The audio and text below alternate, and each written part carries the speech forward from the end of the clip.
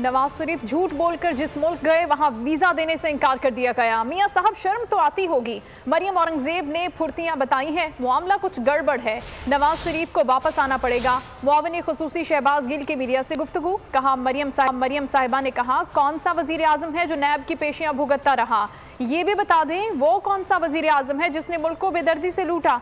मरियम नवाज ने कहा कि मेरी लंदन तो क्या पाकिस्तान में भी कोई प्रॉपर्टी नहीं। फिर उनकी जायदादें निकल आईं।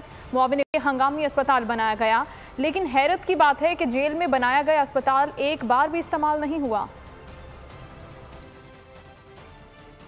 नवाज शरीफ बीमार हैं, मरने लगे हैं, ये पहला बयानिया था। फिर बयानिया आया अगर वो मुल्क से बाहर जाके उनका इलाज ना हुआ और अस्पताल में वहां दाखिल ना हुए क्योंकि वो शदीद अलील हैं तो उनकी जिंदगी को खतरा है। चौथा बयानिया उनका सख्त इलाज चल रहा है।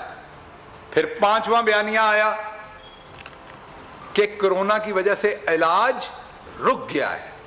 फिर अगला बयानिया आया जो मरियम सफदर साहबा ने और शाहिद खाकान अब्बासी ने बताया कि इलाज तो कोई मसला ही नहीं है, मियां साहब ठीक है। अगला बयानिया था सातवां कि अगर हमें मर्जी का इंसाफ मिले तो नवाज शरीफ साहब वापस आ सकते हैं। फिर आठवां था